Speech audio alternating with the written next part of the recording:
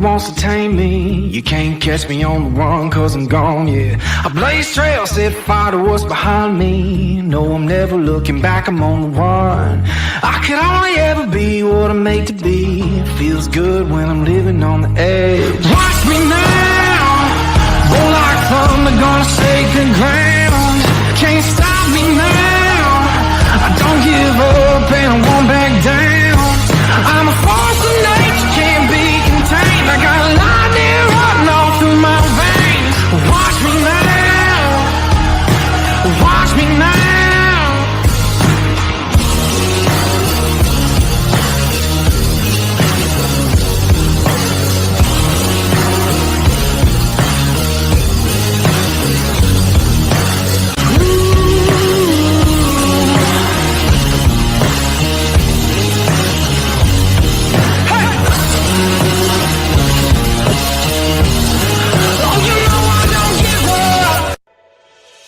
Hi, I'm Wyatt Milam. I'm from Canova, West Virginia. When I'm back home, you'll find me at my local Par-Mar store. We have that gold and blue pride at your local Par-Mar store. We are coming to your neighborhood soon. West Virginia, Kentucky, Ohio, Pennsylvania, and Maryland, we have you covered. Download the Par-Mar app and sign up for the Par-Mar Rewards Card. Food, gas, groceries, and more, we are gold and blue proud, and we are Par-Mar stores. If there's not a Par-Mar store near you now, there will be soon.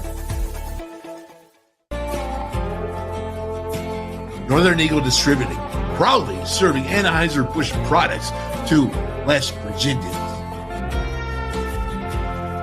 On September 2nd, for the WVU versus Penn State football game, the WolfMan's Call is going to be going live for a pregame at the Pallet Bar in Scott Depot, West Virginia. There'll be 3 ways to watch this. One in person at the Pallet Bar starting at 5 o'clock, and the broadcast will go at 6. Or you can watch it from the WolfMan's Call network at one of the fine establishments.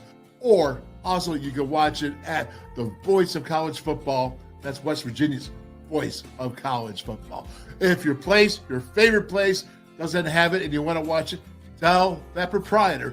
Go ahead and sign up for the WolfMan's Call network at wolfmanscall@gmail.com.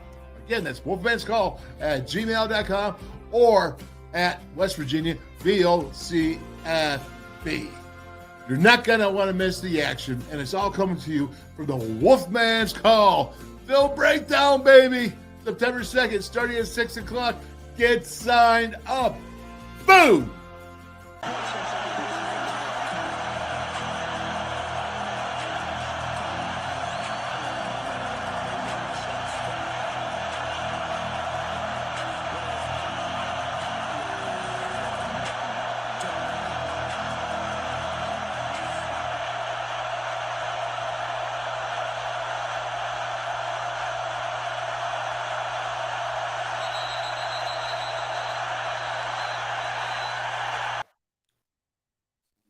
Baby, get ready for that.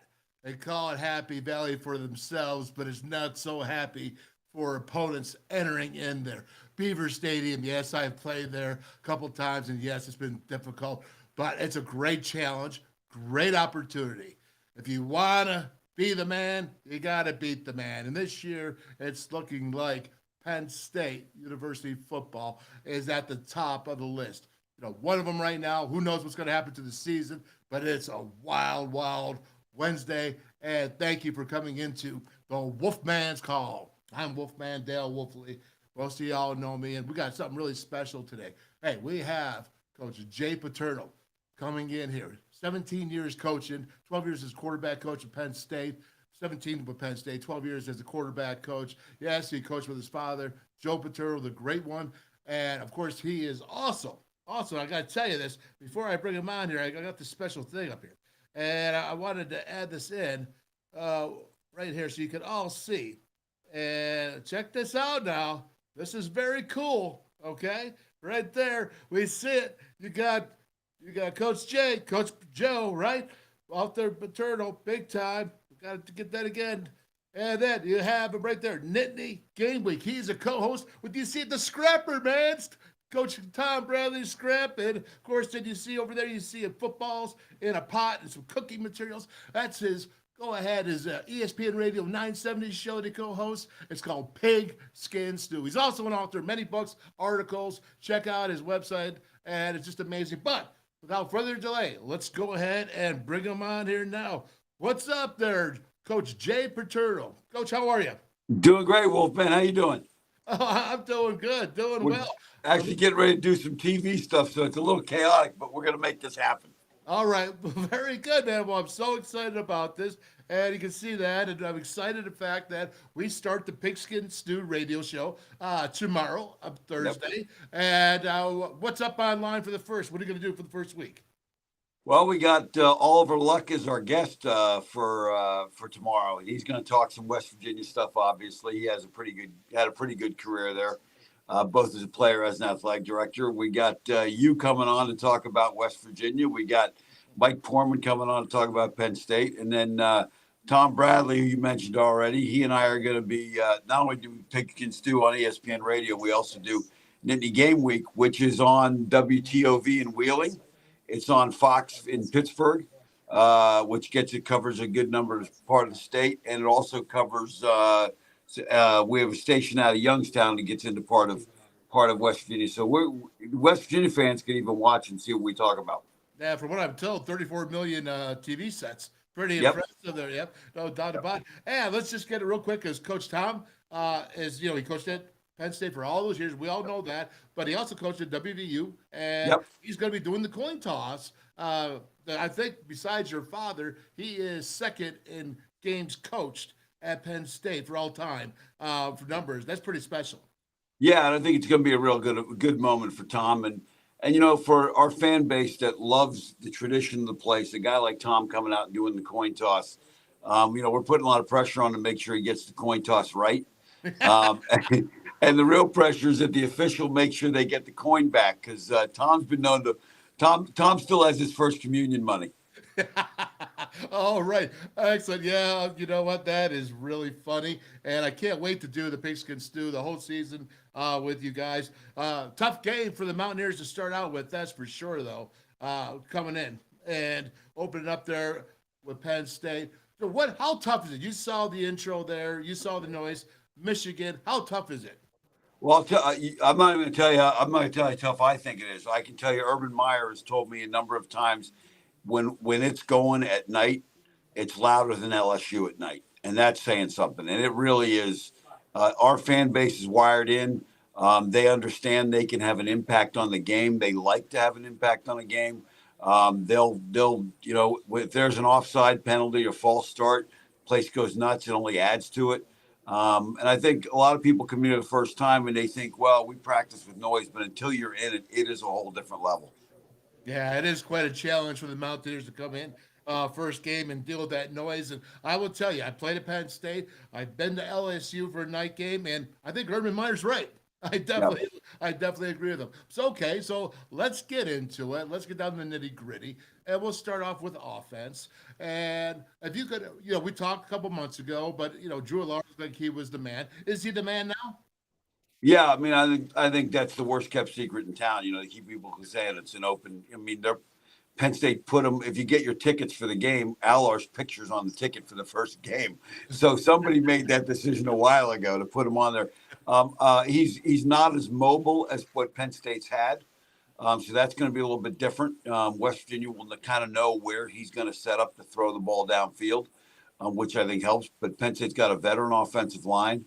And I think the big thing will be, how will Penn State's wideouts, if West Virginia comes up and challenges Penn State's wideouts, I don't know if there's a proven guy there yet. They've had a transfer in from Kent State. I'm blanking on his name right now, but the wideout core is going to be a challenge. Theo Johnson, a tight end, is a matchup problem for people in the pass game. And they've done a good job getting the running backs involved in the pass game. So I think Alar will have the people around him in terms of, we know what he's got with the running backs and tight ends in the pass game. The question is going to be the wideouts. And I think as I've looked at West Virginia getting ready for our TV show and even for tomorrow, they've got some skill guys that can cover people. They've got athletes. The question is, are they going to be good enough? And we'll see how they match up. I was watching, speaking of Urban Meyer, I was watching the Ohio State Penn State game last year, And 3.5 quarters, it was a game, and it was anybody's game until craziness happened. And then all of a sudden, 4 touchdowns in 6 minutes. It was totally unexpected. But I'm watching that. I'm like, all these guys are back. Or most of them, the majority of these guys are back. Obviously, Alar's going to be the first one. And I'm looking at the defense right now, especially. I'm saying, wow, these players are tough, physical, and you got to start with what? Corner Caitlin King, right? Yeah, I mean, I think when you look at Penn State, they've got really, really good talent on all 3 levels on defense. You've got 2 really good pass rushers. Now the question is, looking at West Virginia's offensive line, very experienced. If I'm them, I'm running. Zach Frazier is a heck of a player at center for. I think that's his name, Zach Frazier for West Virginia. I think having a running quarterback, if it is Garrett Green, I think he gives them a little different element in terms of the run game that they didn't have last year with JT Daniels. But I think as you look at Penn State, they've got 2 really good pass rushers. Abdul Carter at linebacker is a really talented guy, and King in the secondary. So they've got guys at all 3 levels that are going to be, you would take any team in the country would take those guys. The question is going to be, how do they hold up on the inside running, not just for West Virginia, but for the rest of the season? And how will the other 2 linebackers play, and how will the rest of the secondary play? They're experienced, but the question is going to be, how many games can they win? But I think, if West Virginia comes in and takes care of the football and we're able to establish a run game, then I think this thing could be a 4th quarter game and be very interesting. But turnovers, they cannot give Penn State a short field at all. And I know last year, and I think defensively they're going to have to get a couple of turnovers, which I know was a problem for them last year. Yeah, it was. And when I look at that offensive line, I have to look at the left tackle. I can't even pronounce his name, but Olu Fashanu. Okay, thank you so much, Fashanu. And they say he could have been a first rounder this year coming out, and he decided to stay. Why did he stay? Well, I haven't asked him, but I know he graduated high school early, so he's young. I think he's 9. He was only 19, might be 20 now. But his parents are really, really smart people. Mm-hmm. He's a really, really good student. And I think they looked at it and said, probably another year in college would be good. I can get my degree. A 19 or 20-year-old going to the NFL and all of a sudden facing somebody named Bosa, or TJ Watt, or Von Miller when he's healthy. I mean, that's a whole different, when you're playing those 27, 28-year-old pass rushers and you're 20, that's a different world. It's probably, I think it was really, really a smart decision. And certainly the money will still be there next year. Yeah, no doubt about it. I was thinking that maybe he was looking for something special this year, maybe also in the team frame, because it seems like everybody's like pointing, if you're going to get by your Michigans, if you're going to get by your Ohio States, there seems like they're pointing to this season. Yeah, I think those are the 2 games everybody's got circled. I think there's 3 or 4 swing games for Penn State. I think West Virginia, is a game if you don't come in there and play really, really well. I mean, they beat Oklahoma last year. They beat Oklahoma State last year. It's a team that over the last couple of years has beaten some ranked teams. This is not we're not opening with the Little Sisters of the Poor. West Virginia's a game they got to be ready for. But you got Ohio State and Michigan. Those are going to determine where you are in the Big Ten pecking order. But Illinois, we go out to Illinois, and they're better than people think. We got Iowa coming in, and then Maryland, with the quarterback back. So, there's a couple challenges there. So, there are games that, as a coach, if I'm looking at it, say, there's 4 or 5 games there that if we don't play well, we can lose any one of them. And if we play really well, we can win all of them. So I think that's going to be those are going to be the kind of things that determine what kind of season Penn State has. Yeah, Jay, I look at this and I'm looking at your 3 running backs over 800 years. Katron Allen, he had 861. You had Nicholas Singleton. Is he the best running back, by the way, right now in the Big Ten or maybe in the country? Singleton? Yeah. I may be speaking at I'm not sure he's the best running back at Penn State. If I'm an NFL executive and I'm looking and saying, because Allen has, the one thing I would tell people, Allen has really got a couple things in the pass game that he's really special at. Yeah. That he might be a little better than Singleton. Singleton's more of your power guy with some speed, with a lot of speed, obviously. And Allen is the guy that's a little bit more shifty, but able to make some other things happen in the pass game. So either one of them you can't go wrong with. Both of them are great players. And whether we'll see them in there at the same time, I think you will. Which again, as defense coordinator, that's not what you want to see. But I think that also being able to run the ball. I know West Virginia had trouble stopping the ball, so I would anticipate Penn State comes out, tries to establish the run game, give their quarterback some throws to get them in a rhythm, but lean on that run game early till everything kind of settles down. Are you concerned about Alar Vegas' first start? Although he's played in 10 games last season, he's got plenty of reps, quality reps, but it's still his first start. Well, I had a friend of mine that raised hunting dogs for a long time, and he said, the genetics, he said, you can get the best litter and genetically whatever, but until you go out and shoot the gun and see if they chase the rabbit, you don't know what you got. He says some of those dogs, when you shoot the gun, they go hide behind your leg because they don't like, they're not used to that and they react negatively to it. So I think until you go out there and see what they do when the game is on the line, when all of a sudden it's on you, that's when you find out what you got. And really, you really don't know what you have at a quarterback until you're behind. Two guys had a tough quarter or two, and then all of a sudden he just overcomes it and leads the team back. I mean, that's when you know what you got. Yeah, I'm looking at your running. Obviously, you even have Trey Potts, who's another over 800-yard rusher. So you have the running backs.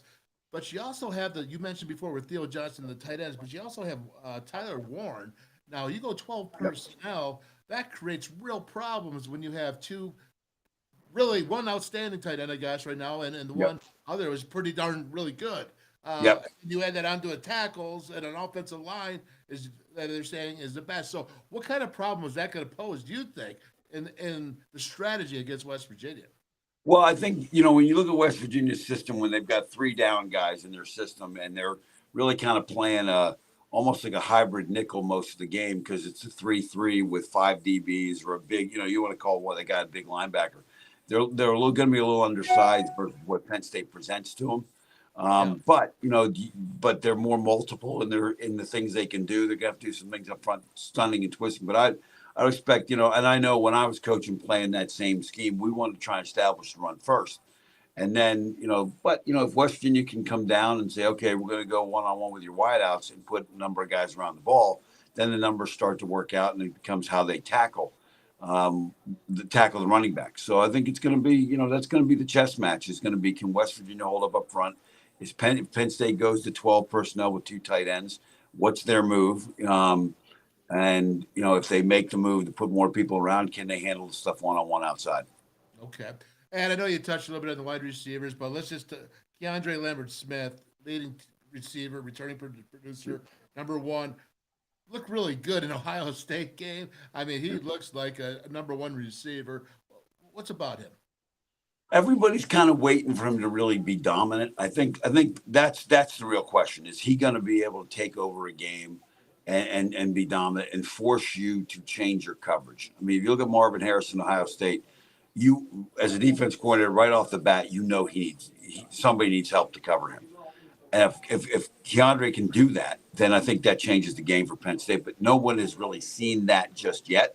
We're hoping that he does. I know you're hoping it doesn't happen on Saturday night, but we'll see. Well, there's no doubt about it. And I think, too, is that to protect your first guy, it's good to have an offensive line and 2 tight ends and be able to go ahead and try to establish that because you guys did it last year. And that's why you already done it. It's not like it's a secret. You can do it because you can do it again. All right. So let's get into Manny Diaz. He's kind of a gambler. Now, I had Coach Scrap on here, and he was like, you got 4 defensive linemen that can put pressure on the ball. So you don't always have to blitz, but he likes to gamble. He likes to blitz. Yep. What do you see? Oh, I think he definitely likes to go after it, and he likes to do some things. I think one of the things that happens sometimes with defense coordinators, they get the reputation as the blitz guy. And sometimes if you just got better personnel, you can just rush 4 and get there. And I think every defense coordinator will tell you, if I can get there with 4, I'm going to get there with 4. And I think that's really where it comes from. And with the outside guys they got, I don't know that they'll have to blitz a lot. Now, obviously, rundowns. There's some run pressures that you like, but when it's third down, and if West Virginia's in a lot of third and long, it's going to be a problem for them. And I think they won't. Penn State may not need a blitz. Yeah, right. But we'll see. But I think the other question mark is about Penn State's wide receivers. I know West Virginia's got some wide. They're a whole new wide receiver core. I know they got the two freshmen everybody likes. They got the kid from NC State, Carter. I think is his name off the top of my head. I think that's going to be interesting to see how they match up with Penn State secondary because, Manny Diaz has not been a guy that puts his best corner on your best wideout all the time. Okay. So, do they get the other corner is good, but not at King's level. So if you got to throw at one, you're going to throw the opposite at Dixon, Penn State's corner. So I'll be curious to see how West Virginia tries to attack that. Those are the kind of things I'll be watching for Saturday night. Being that this is Manny Diaz's second year at Penn State, last year, did you go against any running quarterbacks that you could think of and remember the game plan that he used? What do you think that we can expect from Manny Diaz going with a Garrett Green who can run the ball? Well, I think one of the things that happens when you get the running quarterback, if he's a guy that can really hurt you, it gets you out of some of your man-to-man schemes. Because, when you're in man-to-man, if you don't spy the quarterback and he gets loose, you got problems. So, they've been a little bit more zone when they get with the running quarterbacks, but they'll take their chances. But I would anticipate they're going to go out there and I think what they'll do is they'll lean on their corners and see if West Virginia can beat them and keep put another secondary guy around the ball to take care of the quarterback run game. Because that's the best way to take care of it is bring another guy down who's responsible for the quarterback. So I think I would anticipate them to do that on Saturday night and see if they can hold up outside. And if they can hold up outside, they'll probably play most of the game that way.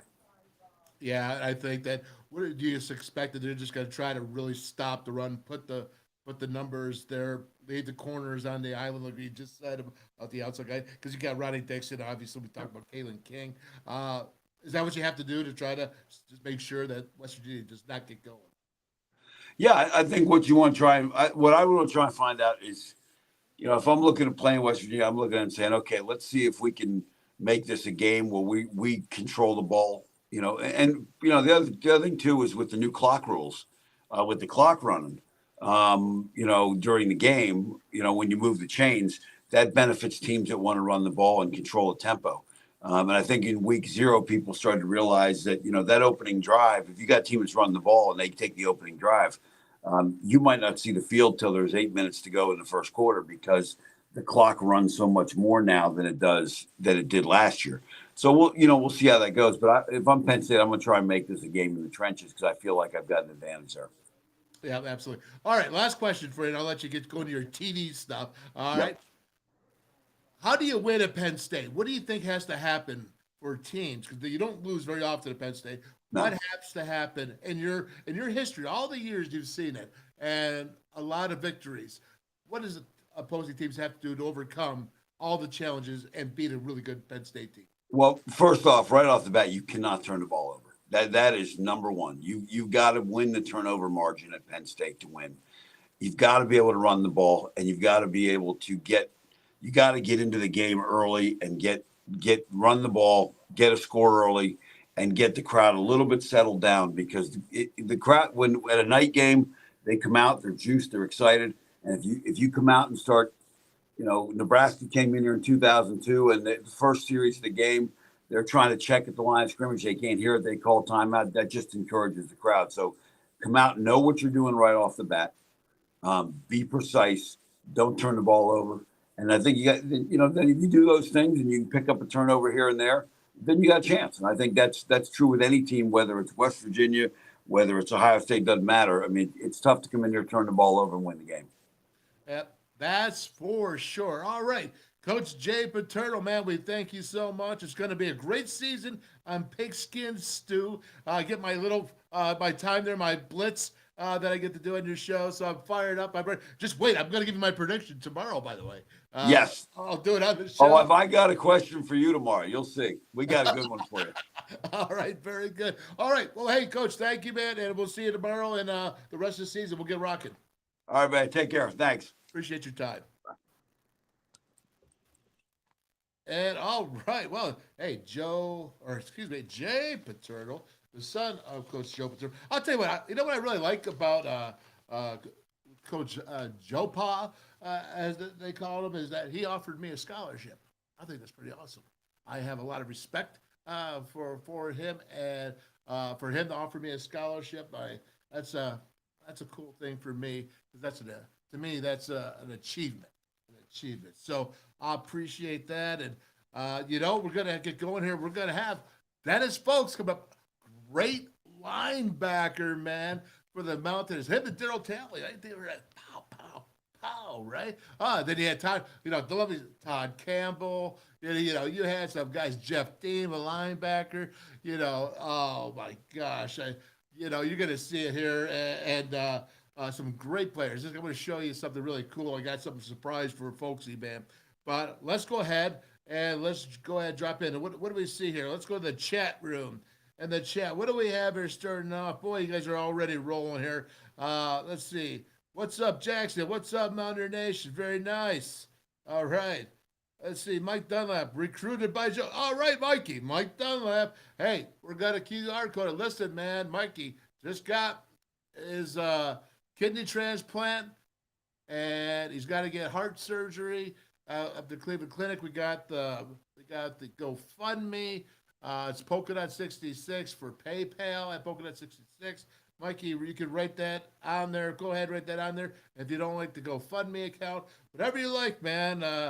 Go ahead. And we got Kelly Court, WolfMan's. What's up, Kelly? How you doing, brother? And what else do we have here? Hey, what's up, guys? What's up? Let's see. You guys are meeting every day. It's like a party, man. Every day is like a party. I appreciate it. How's that, Jay Paterno, man? Cool. On the WolfMan's call, you get the truth, man. You understand is that this is what you're dealing with. You're dealing with the team at Happy Valley, and it's tough. They're used to winning up there. The Mountaineers got their hands full, but who cares? We're Mountaineers, man, and we got to go up there and fight. Stu Merritt's, good show. All right. We're just getting rolling, man. Just getting rolling. And what else? Hey, man, okay. I'm just rolling right down through all this, man. Coming down here. Let's see. Didn't want to face that when he was coach. I'll tell you what, man, and he was really good. He actually played quarterback at Penn State. Don't think he got a lot of reps there because they had some really good football players. But the guy's legit. He was a Division I player. Don't sit there and say, whatever. Like he got it because he's good, and he did his due diligence to get where he got. Says, it's an honor growing up watching the greatest and Coach Paterno. Coach, it was an honor to watch him coach. That's right, Mike. Mike, that's great. Great show, Wolfie. All right. Got it like that, Gregory. Thank you so much. Okay, so I said we're going to QR code it, and we're just waiting here for Folksy, man, to get on. And let's see. Right here, Mikey. There you go. Mike Dunlap, GoFundMe. You can QR code. Hey, listen, man, $10, $20, whatever. Go ahead and drop it in there. Mike's, he can use your help, and we really appreciate that. And so the GoFundMe, you can QR code that. That will be up there on the site. The sports column, Band of Brothers, Then and Now. Frank Fear, the author, he's a historian. He's on our show every Monday. Comes on sometimes periodically when something factual we need. When I need my facts back, because I can screw up facts left and right. I throw facts out there. I have no idea if they're true or not, even though I think they might be true in my head. All right, so let me go. Paul Mini rechargers and batteries. Listen, man, I'm telling you, you'll never buy another AA battery again. You'll never buy it. It's Paul Mini, and there we go. So Artisan Grange, AGC. All right, Artisan Grange Company hemp. Switch to hemp, man. Get off the tobacco. Get off the nicotine. You can get it at Parmar Stores, our main sponsor here. You can go to wolfmandip.com and go right to AGC. And let's see here. West Virginia United. That's right, Johnny Cantwell. All right, buddy. West Virginia United. You go to the website. You've seen it. There you go. Very good. All right. I see Dennis Folksy here. Let's see if he's on board. What's up, Dennis? Hey, what's up? What's up? Wolfley, how you doing? Oh, I'm doing great, man. Doing great. And it's good to see you. The last time I saw you was when you were in town in Morgantown when DT was what was he doing? Oh, it was the number. The number was being retired, man. I'll tell you what, that's some good stuff. I got some good memories there. And Mountaineer Nation welcomes you, brother. And it's good to see you, man. And how you doing? I'm doing fine, man. Just living day by day and doing great, man. Just enjoying life.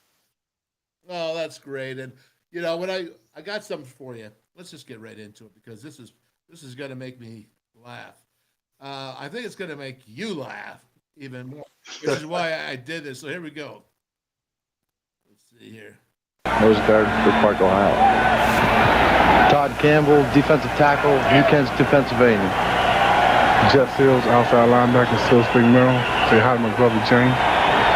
Dennis Fowlkes, Columbus, Ohio, inside linebacker. Jeff Dean, inside linebacker, Williamstown, West Virginia. Daryl Talley, outside linebacker, East Stadium, Ohio. Yeah, that was from the 1981 Peach Bowl, man. And I just wanted to get that on there. That bring back some memories? Yes, it does. What kind of memories that bring for you, my man? Like, give me a story. That Peach Bowl, that was our first bowl, man, we got to go to under Don Nealon, and it was great, man. Had a great time and had a pretty good game, too, at that. Yeah, you did. I actually watched it again.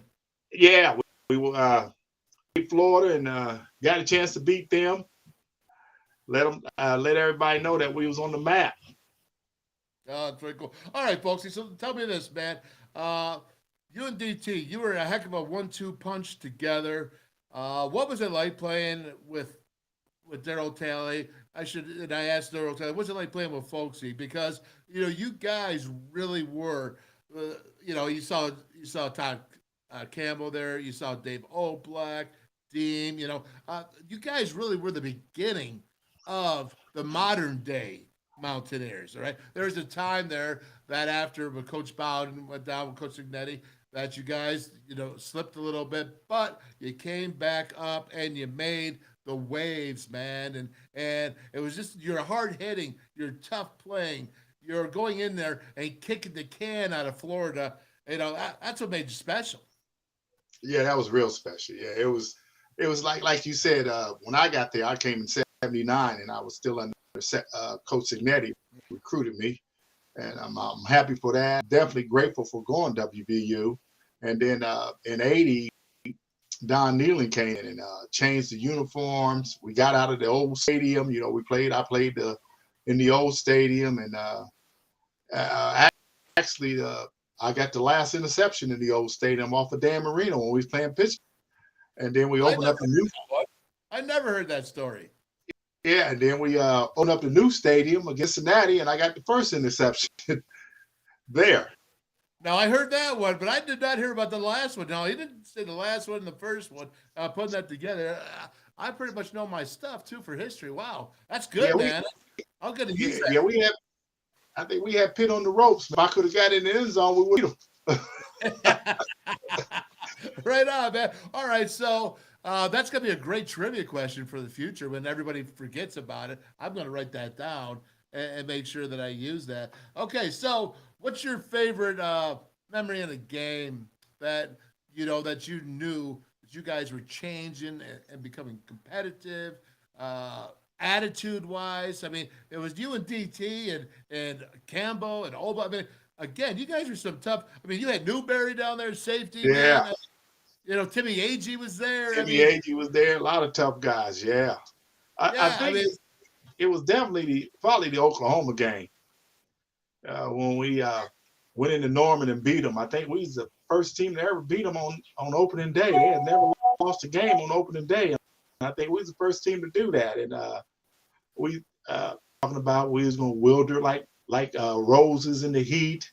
And at the beginning we was because I think they went up 14-0 on us right off the bat. Yeah, I think DT had a cold or something, and when it's 105, 110 on there, and he's struggling, and the D was struggling, and we all just we knew we had a great game plan going in, and we knew we could beat them, and turned the tides there. And I think that season there, that game there and that season there turned it around for all of us.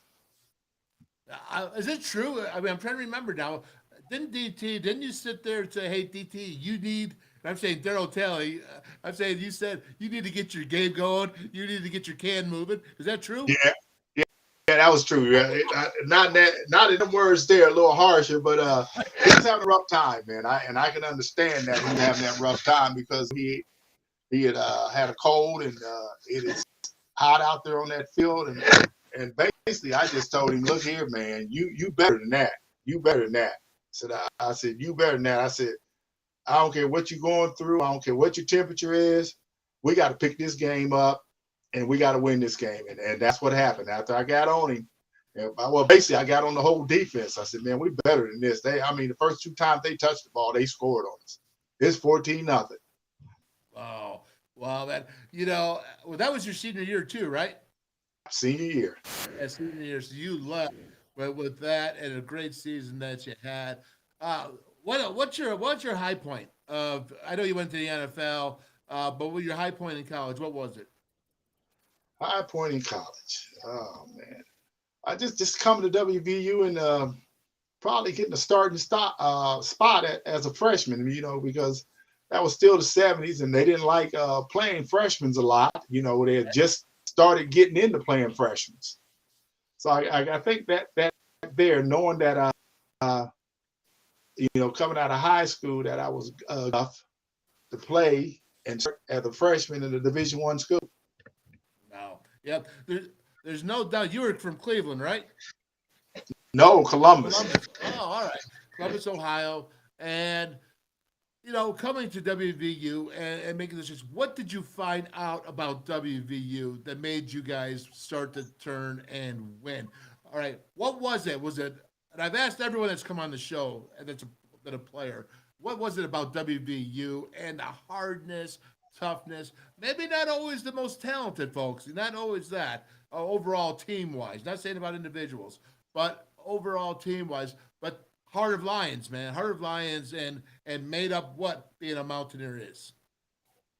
Oh man, just getting doing the gritty, just getting down and dirty and gritty with everything.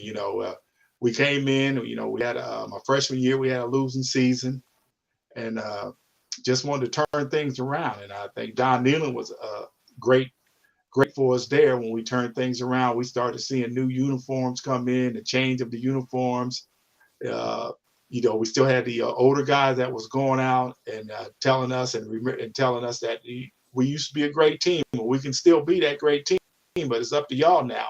And just all the players that I met, different players that I met from Maryland, from Cleveland, from Pennsylvania, West Virginia.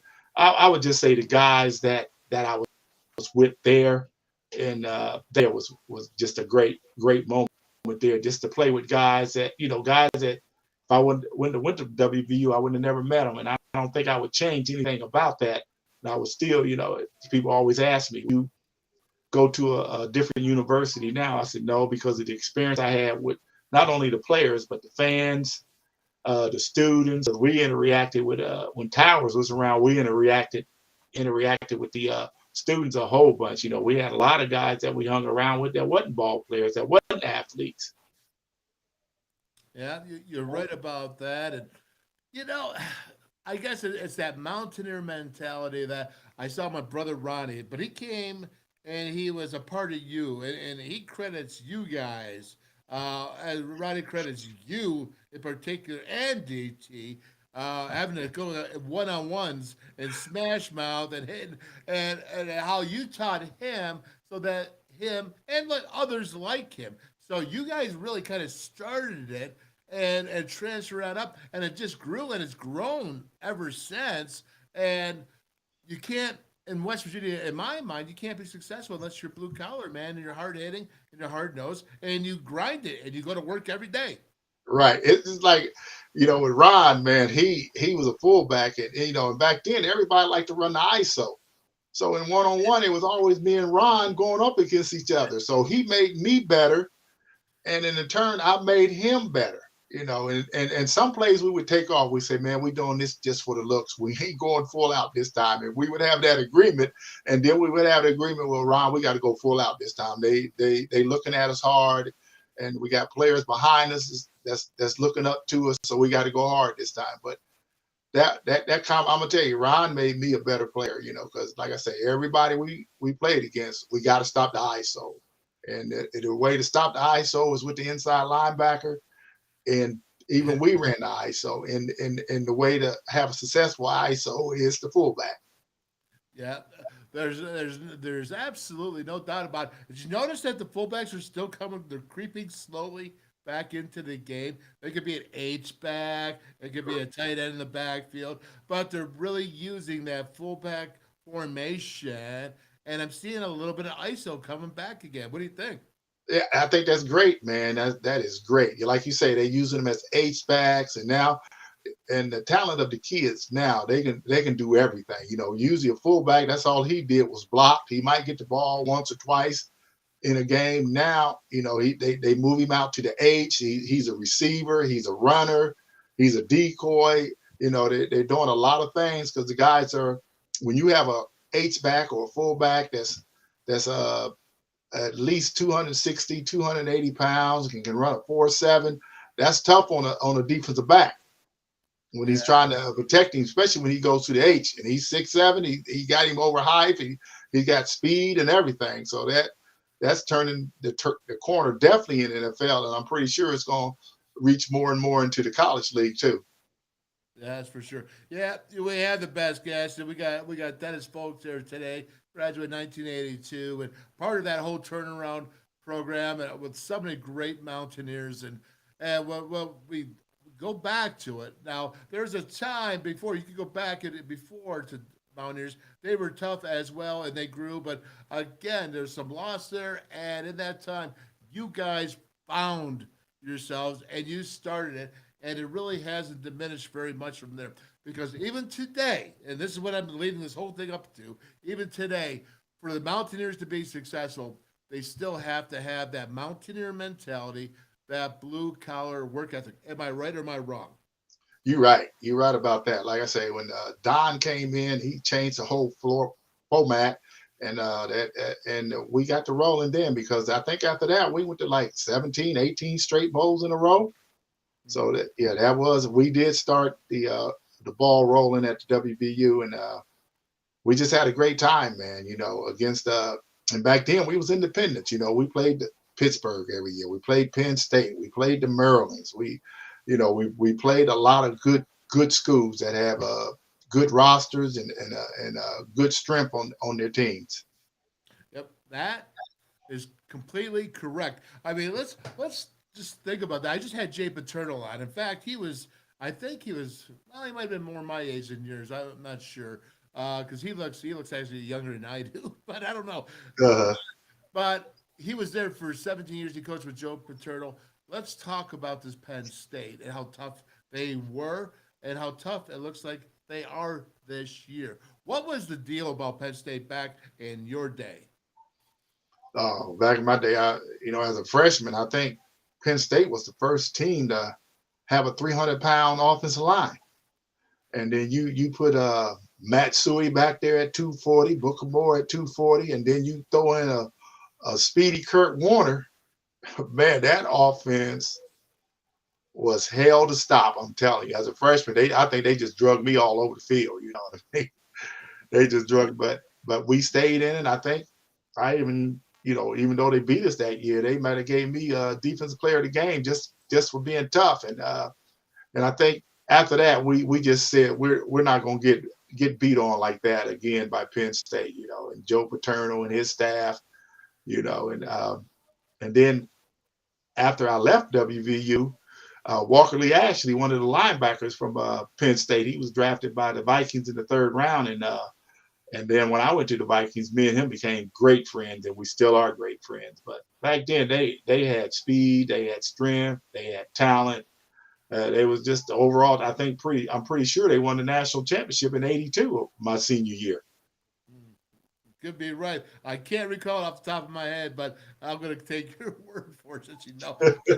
I remember when I was being recruited by that. And are you still there? Yeah, I'm still here. I remember I was being recruited, and they were at the championship game against Miami, and Coach Paterno called me, and at halftime, and I'm like, "That's crazy, man! I almost went to Penn State." Right.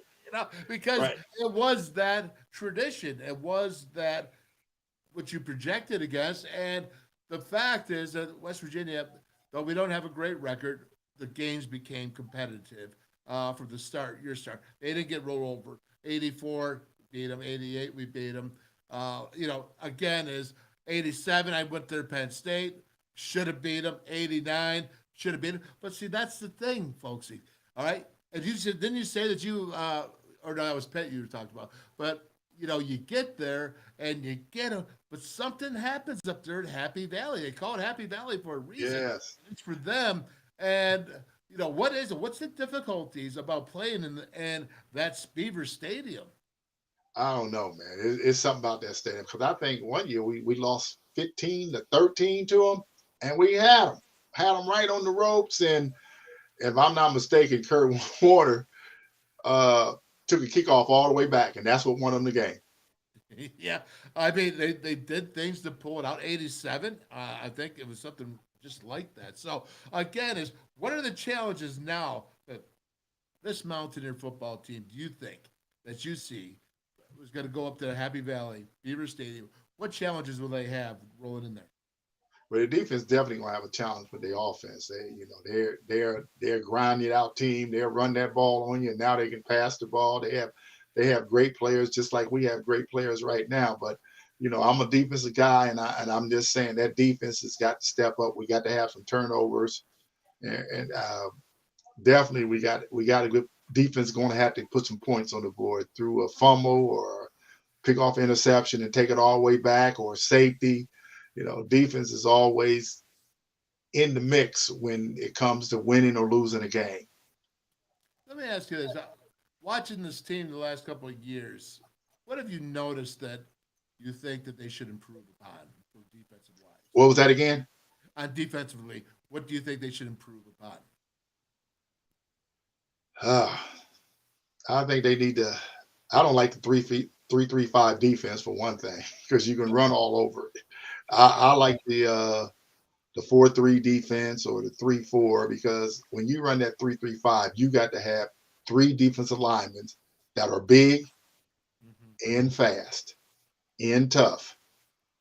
And you look at most of the teams that win national championships, they win in it with the 3-4 right now, or the 4-3. 4 defensive linemen that's going to hawk that quarterback, hawk him down. And, you look at that SEC who's ruling everything. They don't care if they're going against a passing team or not. They don't switch that. They keep the 4 big guys on that quarterback. Yep, they do. And the thing too is, but even when you go to 3-4, you got a in between guy that's a bad dude. I mean, yes, pass rusher, or he can drop. I mean, it really, right. You know what I mean? So I like that as well. But in that 3-3-5, you're talking about a safety. You're talking about a nickel.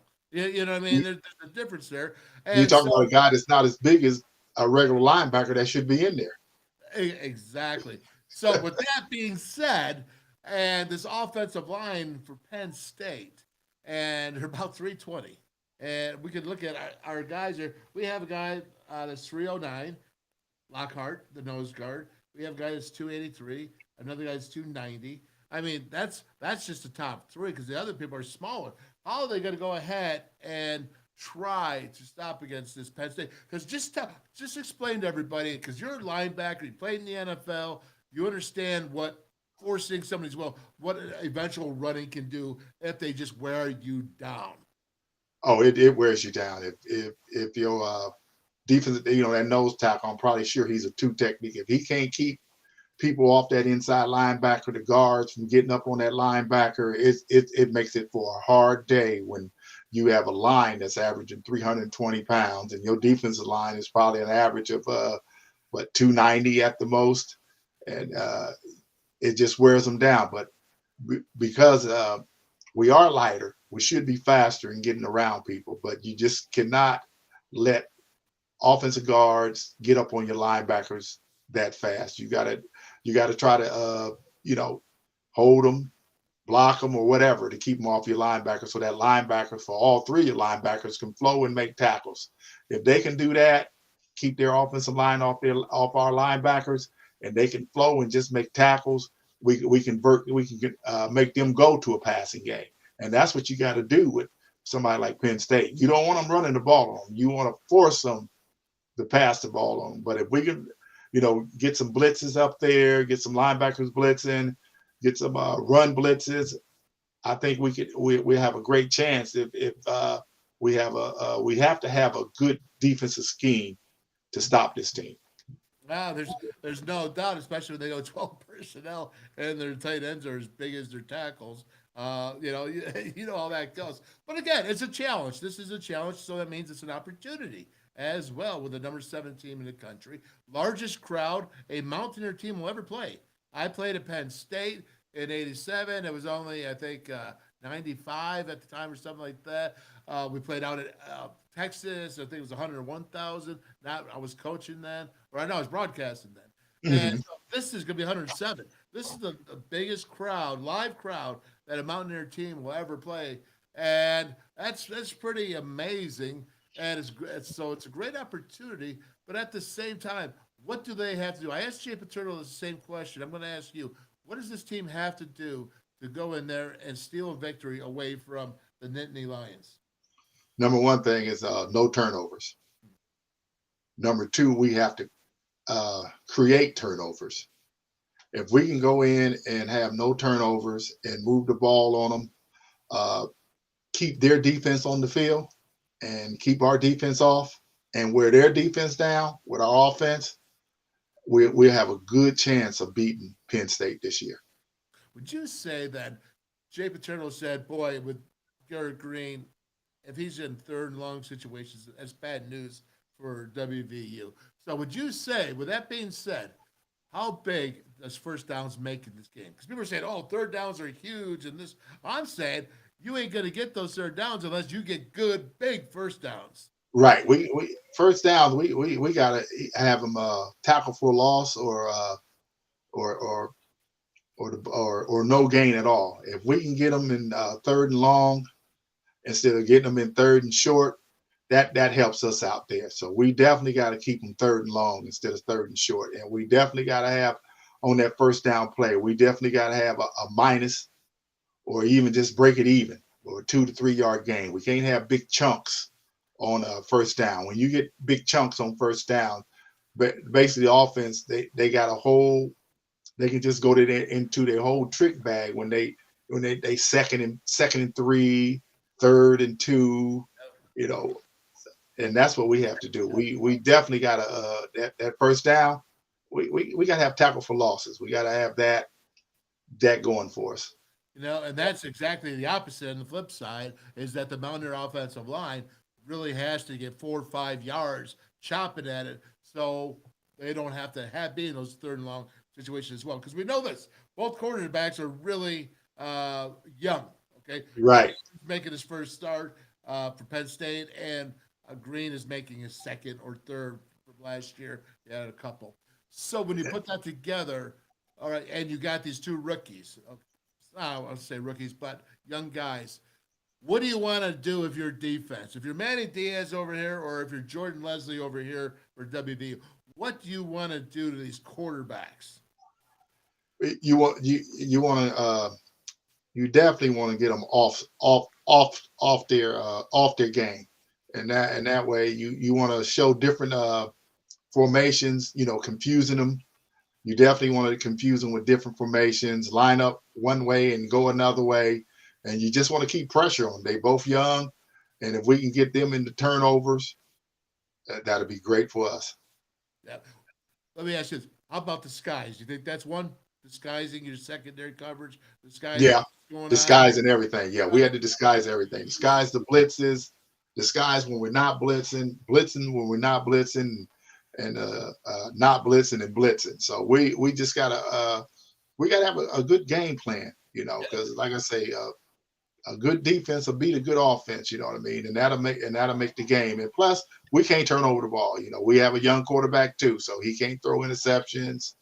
And he has to go in The coach has to give him, his first 10 plays, something that he's comfortable with, and keep him comfortable the whole game.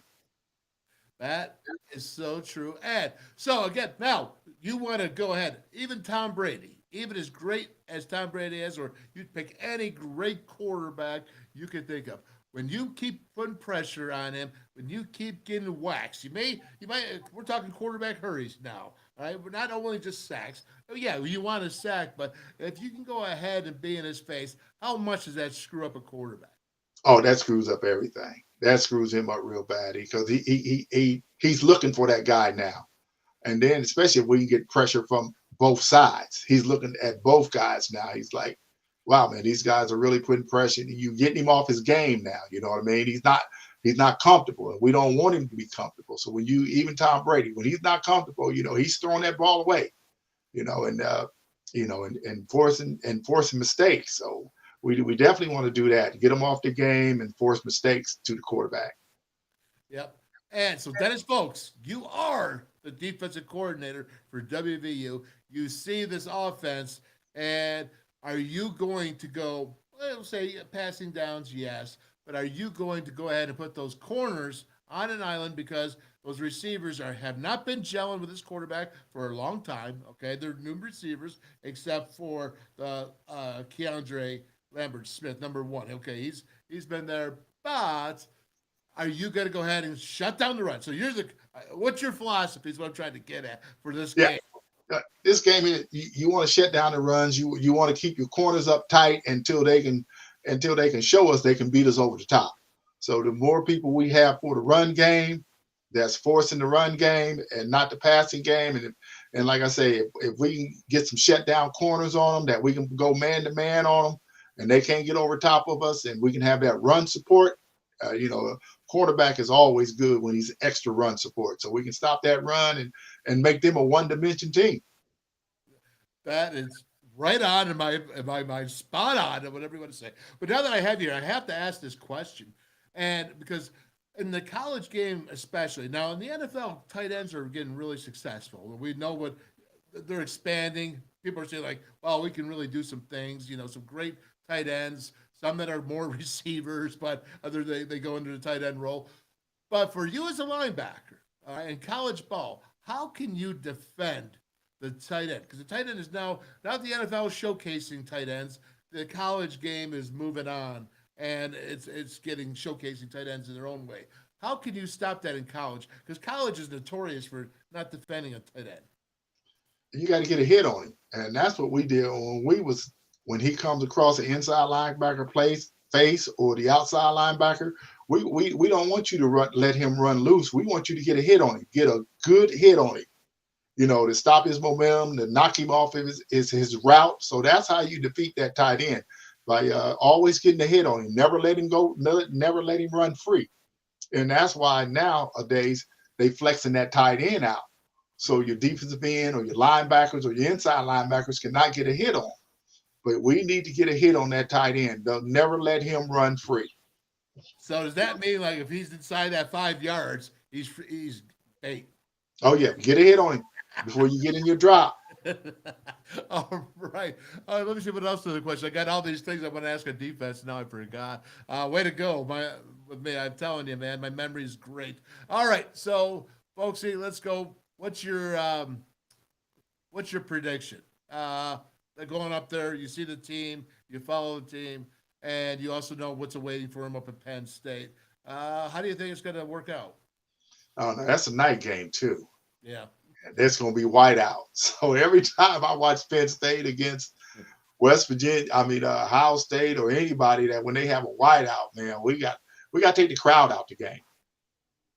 Definitely got to take the crowd out the game, because that crowd, I done seen when they played Ohio State, how Ohio State could be beating them, and next thing you know, they come up with a big play, get the crowd back in it. That stadium be jumping and bouncing, and oh man, I had the opportunity last year to go see a Penn State game, because my oldest son Marcus, he's a Big Ten referee, so I went up last year to watch Penn State play. And what did you think? Oh, that stadium is old and huge. And if you can keep the crowd out of it, And I forgot who it is playing, but it was a pretty good game. You know, they kept the crowd out of it. The crowd wasn't getting too loud, and that was one of the games where they really had to fight to win. You know, to scrap back to win, and it was a real good game. I forgot who they was playing, but I was up there last year watching them play.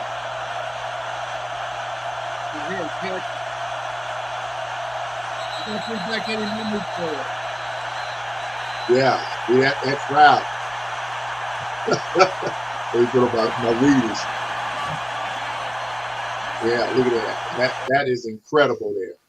Yep. You know, and Jay Paterno just said before you got on that Urban Meyer said when you have the night games, it's louder than LSU's, which he thought was LSU. And I've been to both, actually. I played at Penn State for – that wasn't a night – it turned – remember how we used to play late afternoon? Right. Yeah. But I've been to LSU when West Virginia went down there and played them, and it was pretty darn loud. That's crazy there at Penn State. So they got a challenge there. And last I'm going to ask you is that when you have challenges like that kind of noise right off the bat, what do you have to do as a player?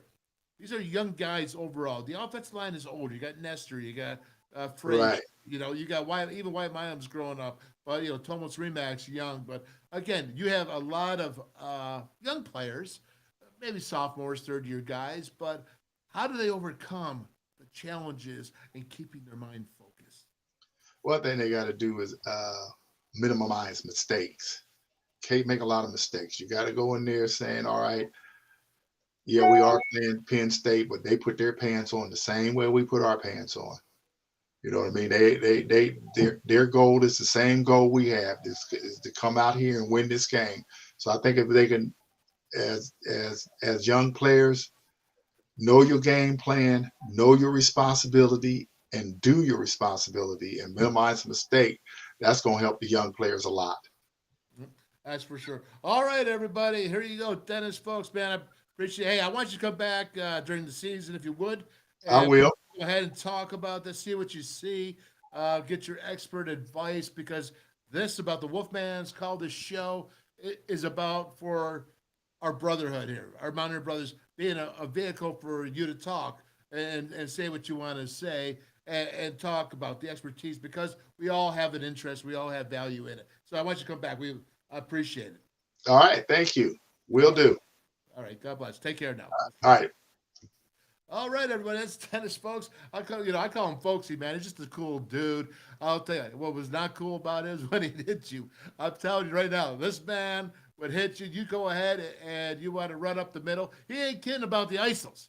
Okay, the ISO's no joke, man. When you have a fullback, that's a fullback, and you got a linebacker, it's a linebacker. That collision, woo, baby, you don't know until you've gone ahead and done that. And we appreciate folks you coming on and doing that with us. So again, what do we got here? What's going on? Let's check out here. What are you guys talking about here on the list? It's anything. Anyone got any questions? How about this? I want to drop it here. Mountaineer Nation, join the conversation, right? There we go. Somebody QR'd something over there. That's pretty cool. I like that. There you go. You want to come on? This is your opportunity. Now, let me tell you about tomorrow a little bit, because what we're having is we're going to have Cover 2 data is going to come on.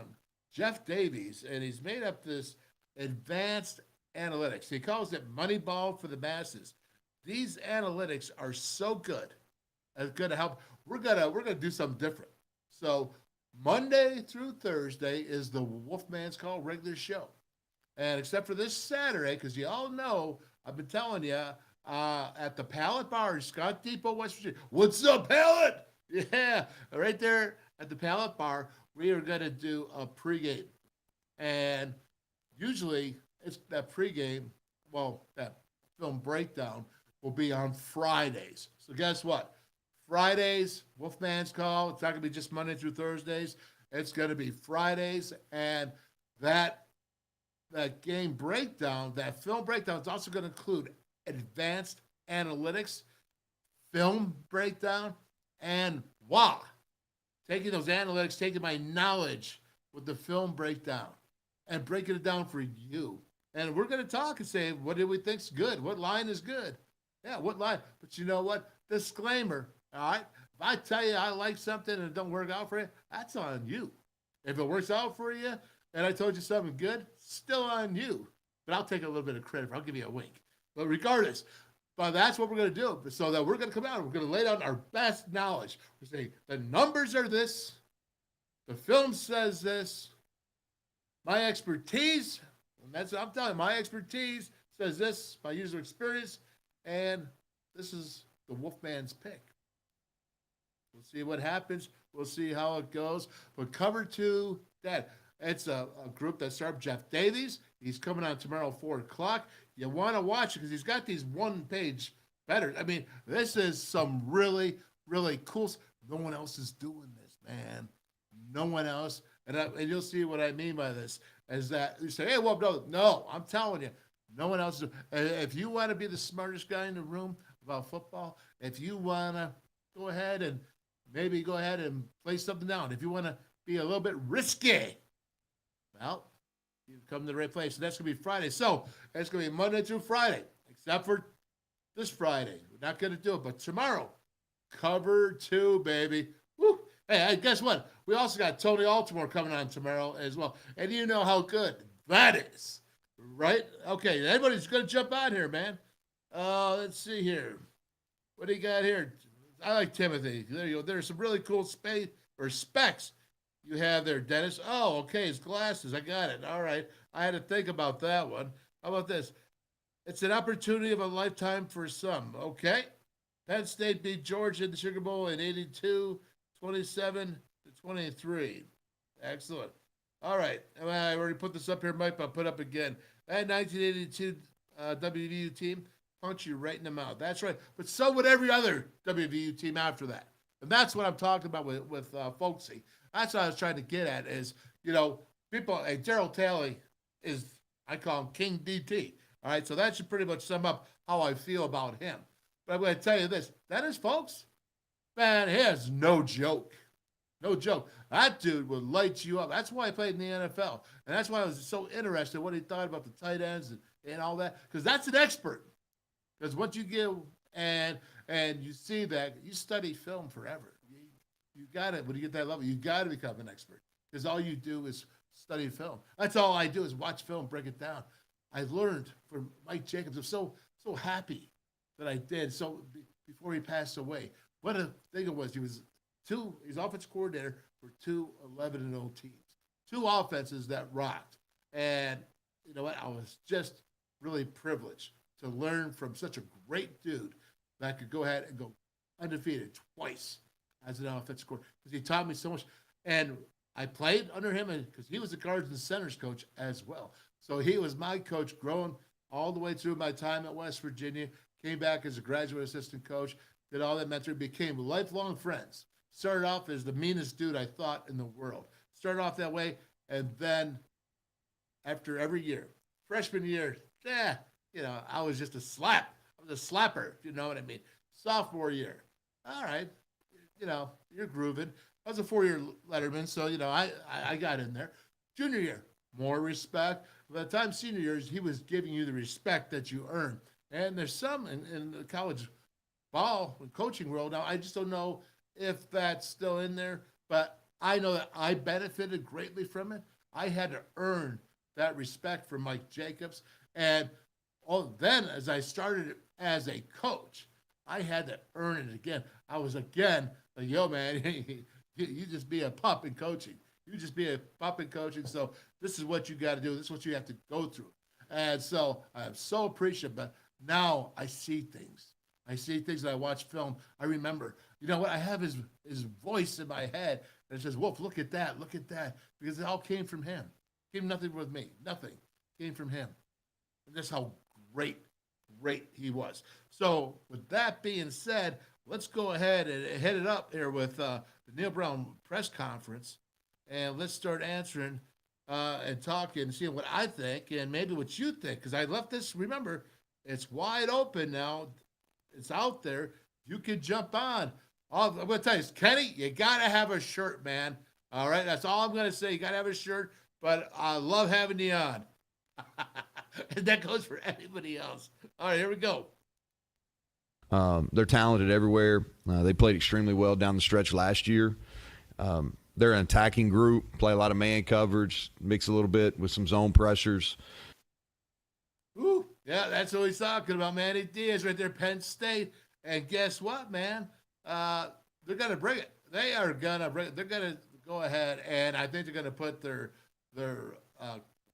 corners on an island, certainly in passing downs. I think they're going to put a spy on Garrett Green on passing downs. I for sure think that. So you have to be on offense, all right, say, well, that's if I know what they're going to do, or I think I know what they're going to do, because you just heard this defensive line is good enough to rush 4 and put constant pressure. I don't think against our offensive line they are. I think they're going to have to bring some heat, and I think they're going to have to spy Garrett Green, because if he does get out of the box, he can do damage with his legs. All right, so but on the flip side of that, what's going on in my head, man? What am I thinking about? Well, if they're going to do that, that means that I have to change up to be unexpected. All right, first downs can't be all hit it. Although the offensive line is so important, we talked about this, that guess what? They have to be a running. They have to be able to run the ball even when the box, the numbers are not in your favor. You have to be able to do so against this Penn State defense. But at the same time, can you get a little creative? Can you run a bootleg, man? How about this? How about freaking everybody out and walking up underneath the center and be like, yeah, get in a back behind you, or maybe an eye or a split back, whatever, and then run a bootleg. So you have two choices, right? You can have Garrett throw the ball, or Nico, whoever is in the game, because I still believe that Nico's going to get a chance to get in this game. Again, Neal Brown historically, his third series in each half, put in his second team quarterback to do a drive, and so that they can give him in case the first team guy gets hurt. So it would not be crazy for Nico not to be in there. But again, he could do the same thing because he can run.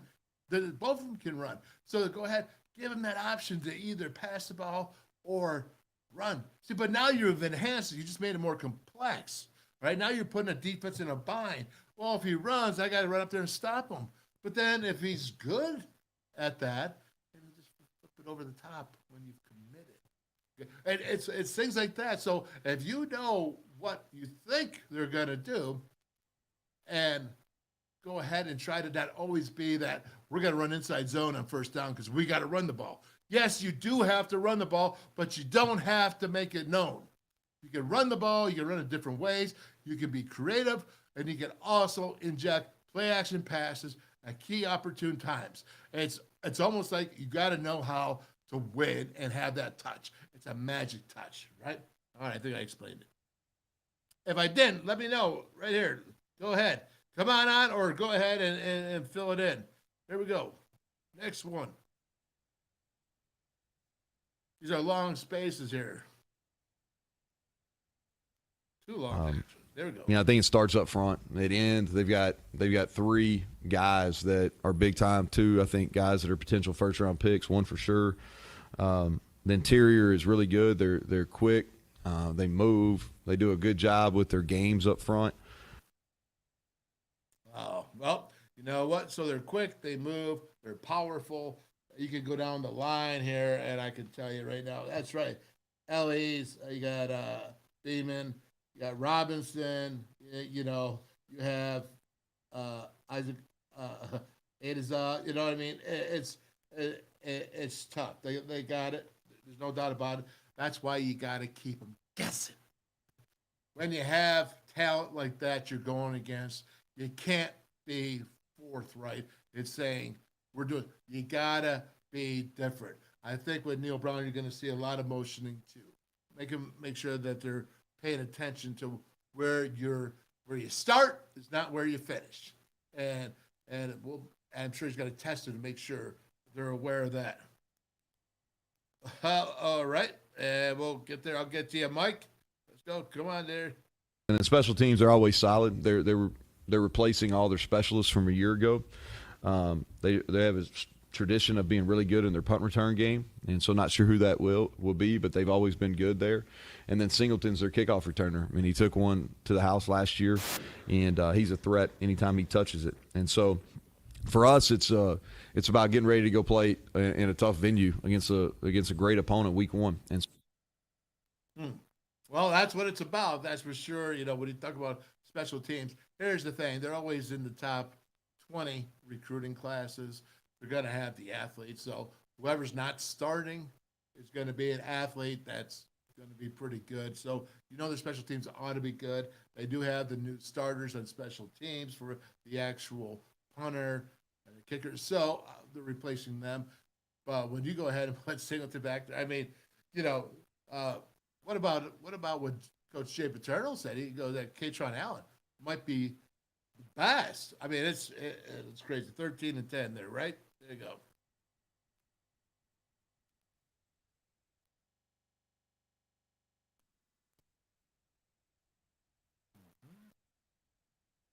Defensively, we've got to win some coverage matchups.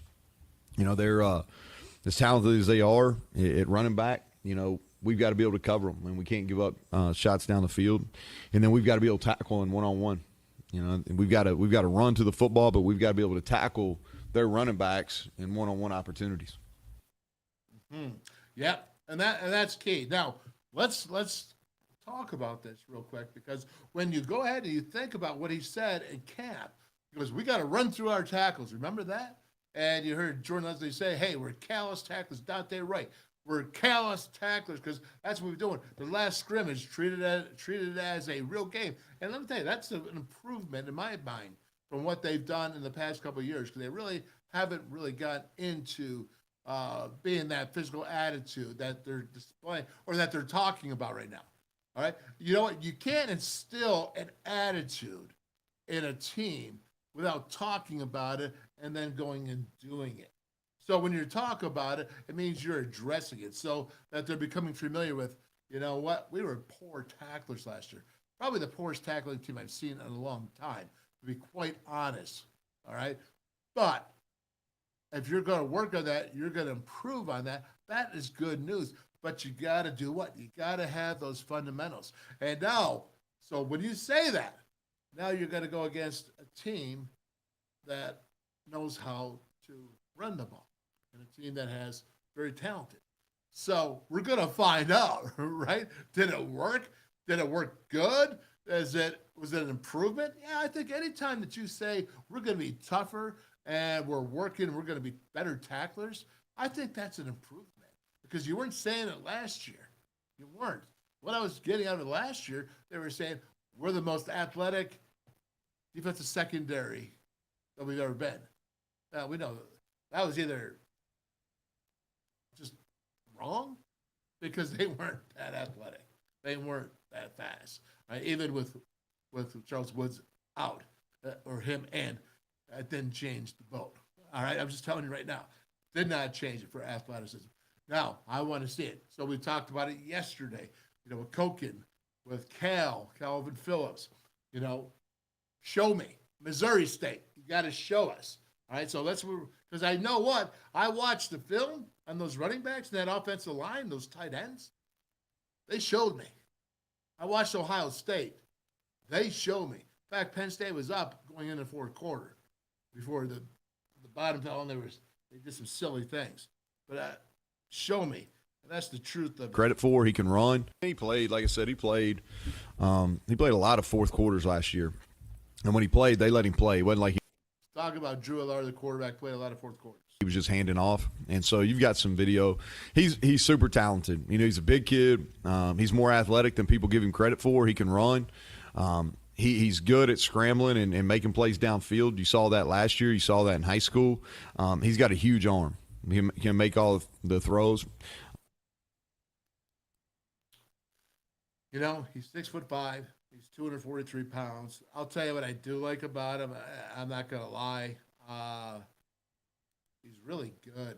His throws are good. He can see over the top because he's 6'5". They say he's not a great runner. No, he's not, but he's got that shiftiness to him that I see. I think he's got to work it more. I think he's still young, So I don't think he's there yet. But I think you got to really put pressure on this guy. So the key for this game, and you watch this now, and I want you to tell me, and we're going to have Tom Bradley, Coach Scrap, who you saw there with Jay Paterno, who coached 33 years at Penn State, who coached 3 years with the Steelers, who coached here at WVU, UCLA, defensive coordinators, right? All right, so he's coming on Monday. So all this I'm telling you now is you can tell me and say, Wolf, well, you're kind of full of it. Or you can say, man, all right, you understand. Because the game of football is not extremely hard. It gets complicated in certain areas and certain things that you do. But the overall is not. It's about forcing your will on others and being superior in execution. That's what it's about. Now, there's factors into that execution and reasons in that execution and talent and all that comes in, and age and wisdom and knowledge and skill and been there before, not all those things become factors. But the game is simple. It's about out executing the other team. And when you think about that and go in there and do that, that's what the Mountaineers have to do. So this is it. And I'm seeing this, well, you got to do this third down. It's all about, I'm telling you right now, two young quarterbacks. Stop them on first down. Get those chains. First down, they run the ball. Hey, make it 2nd and 8. Make it 2nd and 8. Make it always 3rd and 5 or more. 3rd and 4.5 or more. Because if you can do that at a consistent level, the odds turn in your favor. You want to know how you can go in and beat a team like Penn State when they're more talented, more experienced? Because they are. And if you don't think so, you're wrong. Okay? Flat out wrong. Because these guys are on a big-time level. I'm talking top 5, top 7, if you will. Top 10 for sure. This is the talent they have. They built this up. They've struggled the past 10 years. Okay, this is not what they've been doing, but they're there this year. I could see it watching them last year. But the weakness they got is a first-time quarterback. So if you could go ahead and shut down that run, I'm telling you the formula right now to shut that run down on first down and make it a long second and at least a 4.5 to 5 third down. If you can do that consistently and you can play, and you're going to have to put a little bit of pressure on this 3-man rushing. I don't buy it. You got to do something. At least mix it up so that sometimes it looks like you're coming. Get out there, get the muddle huddle, right? Get the muddle huddle going. Mix it up. They're not going to be playing like Texas Tech. They're not going like hurry, hurry, jet. All right? Go ahead and be smart. You can't be too smart.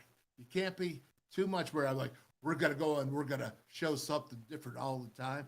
Whatever. You gotta play smart. It's a game of chess. So when you want to do it, first down is the key. First down because you got a quarterback that you hope, all right, let's just say, if they go ahead and if they get a lot of 3rd and longs and they make the first downs anyway, then you don't got a chance anyways. We're talking about to be competitive.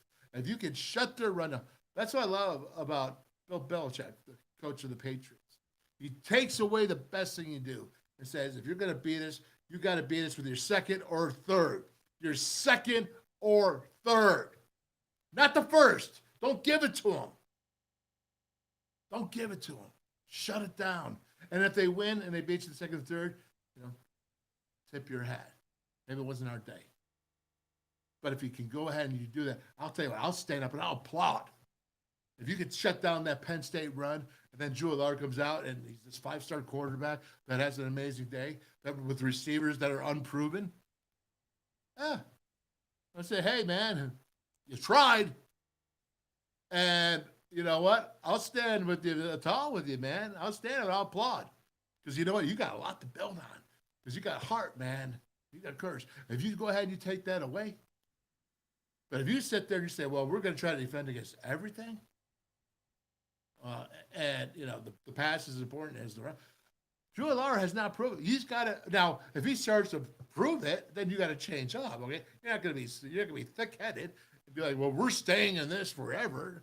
No, I'm telling you to be smart. That's what this coaches need to do. They need to be smart, and they need to get their players to understand to be intelligent, on the football field. On offense, again, change it up. Be unpredictable. Yes, you have to dominate the run. Yes, you probably have to run the clock. Yes, but you do that by going ahead. You can do things, screens and play action passes and moving the pocket. So it's not always the same. How many times did you see in the last couple of years the same pocket? The same pocket, whether it's Deggy or JT Daniels. It's like the same. Move that darn pocket. Don't make it so easy. Don't be so predictable. That's what you have to do. And it's only one or two times. And it's like that read zone. You're not going to have to worry about it now with Garrett or Nico in there because they're going to pull it every once in a while. But pull that darn ball. Pull it and run so they have to worry about that. And again, I'll tell you what, this would be the most incredible thing. Put a little option in there. Oh, it doesn't take long. We did it. We were a power team under Donnell, but we had some option in there. And that totally took a defense, and they had to count and then go ahead and do assignment football. Okay, that's assignment. That's what you have to worry about. All right, that's enough, Neal Brown, for right now. Maybe I'll do a little bit more tomorrow, but I don't know. I'm just fired up. I want to look at some film. Let's go ahead. I hope you're fired up too, man, because I'm feeling it right there. I'm telling you, you want to win this game, you're going to have to do some stuff that you're probably not comfortable with. You're going to have to win at some things you probably haven't done with this team before up there, going against 106,000, 107,000 people, maybe, let's say, about 10,000, 8,000 Mountaineer fans. So that's cool. That certainly helps. You got 100,000 fans. It's crazy. Understand, play above the challenges, be smarter than the noise. All right, make sure you're in tune, because you can feel that. And I think yesterday Coach said, or Cal said, maybe it was Cal, said that once you got started, that was out. Well, I've got to tell you what, is that he's right. Number one, he's right, because once you get going, you don't notice the crowd until you can't hear. And that's when it becomes difficult. But this is something cool. This right here is just the beginning. I want to show you. And this is about as first and second options here. This is RPOs, right? I got to go ahead and put it back on this way here. RPOs. And blow it up. All right, I see better now. So we take a look here at the defense. What's he looking at here? Let's watch the play. Okay, they're going to run RPO. What's that? What's he looking at? He sees something. Okay, so the box is the numbers, and then he's going to say, okay, we're going to go past. Check out what they did. They moved their backfield, all right, because they definitely changed the play, and are looking at over here. They're looking out here. He's seeing that, and let's watch. I'm trying to remember the numbers. The box, I got 7 in the box. He goes and he passes it. Look at that. He looks at one, which was here. He was covered. You see that? Right there. He looks at 1 and 2. He hits. So he's looking here. This was covered. So they got 2 options right there on their RPO. Right there. And he gets it and watches. All right. You want to know how important tackling is against these guys? Because they're all tough. Do you know that Singleton and Allen, you know how many tackles they broke through last year? A lot. All right. You have to tackle. Mountaineers better hope they're calloused in tackling, like Jordan Leslie and Dante Wright say, because that's what it's going to take. And I sure as heck hope that they are. And at least they're understanding it. Let's go ahead and watch this. Check it out. He's watching. He's looking. Look at this. He goes, so number 1, you can see it right there, is covered. He goes to number 2. I love this. This is smart football. This really is. It is. Check it out. Again, 1 is covered, 2. Great move. Check it down. Oh, this is the check down. Check down on the RPO. All right. And then you get runners or receivers. that will go ahead and break tackles and get that extra yardage. I'll keep it moving here for you. Look at the offensive line. These are now the backups from last year, at least a couple. The tackles are not quite them right there. Those are two backups. Because when you see 74, you'll see it. All right. So this is why Rutgers still struggles, okay? I have a high respect. Go ahead and look over here. Okay, now you're defending here. You got 6 in the box. You got 2 down here to these receivers. Great. Penn State's really spreading out. Look where these are right here now. They're really spreading it out here. And you have one that's up top here, and he's, in the face. But here, he's 10 yards back. There's nobody in this space right here, 10 yards. All right? This is why Rutgers still struggles, because I can't figure it out. All right? RPO, run pass option. Well, what happens? You got 6 in the box. Well, I'm just going to go ahead, and this is what I see. Did you see that, folks? You see the space? Look at this guy. Is he trying to double down? I have. Why would you do this? This is not fundamentally sound. Look at the defensive end. He's still looking at the back. He's not even pulling. I mean, what's going on? All right? But here, this is RPO. So they'll pull it. And I tell you what, probably not pull like this with Alar, but I bet you they're going to pull it 1 or 2 times just to keep the defense honest. But again, he's watching this, but he sees the hole. And that's what they're taught. And that's why I'm showing this, is that if you're going to show a hole that big, I mean, he probably could have thrown the screen and still gotten 5 yards, because the defender's back there 10, 12 yards, man. That's a big hole over there. And that's what RPO is, run pass option to take advantage of a weakness in the defense. Okay, that's what it's about. And there's no doubt we're going to get into more of this on Saturday for the pregame. Look at that, man. It's so cool. You got the pregame here. Look at this. You got doubles here. All right. You got empty. All right. You got trips to the field because you got the tight end and a 1-by-1. He's an H-back now, tight end, whatever you want to call it. But he's a 1-by-1 off the left tackle. You got 2 into the boundary, right? So you got empty backfield. Oh, what is it? You know what it is? Spread it out, and we're going to run with a quarterback, guard, H counter. Oh, there you go. Look at it. It's pretty, man. It's a pretty play. You got to admit. So you're being smart, all right, with your formations. You're getting spread out. But look at this. So they actually have 4 and 6 in the box, right? And you're looking here at this guy, right? Let's say this guy here. He's not going to be anywhere over here. I mean, if he's going to go, he's going to make a tackle 5, 6 yards downfield. So you can't really think that he's on the edge of the box. He's not in the box. He's straddling the box, right? So, again, look at this. Boom, boom. There you go. And that's just good football. That's working the numbers. And what Penn State does really, really good is they get a defense, they see what you're doing, and they'll line it up. You just saw that, okay? It was empty backfield, but they did trips with the tight end left side. So they look at the straight to the left. And what do? They bring 2 blockers to the right. So they add it. So everybody comes down, okay, down blocks, and then they're bringing 2. You're adding numbers to the weak side where you're weak, because that's what they call weak. That's what they do a lot of times, so they make the numbers. And then you add the quarterback in there, which adds to the numbers. And that's what makes it so darn good football. And that's why you have to be precise, understand how to defend that, and know what they can do and what they like to do. So knowing what they like to do, go ahead and check this out. So you have 3 dudes that are on the side of the center. You got the center, guard, and tackle. They're on the right side. Okay, you have 3 defenders here. You can see a 38, I think it's 23, who's obviously like a nickel back, and 68 or whatever, the 3 technique over the right guard.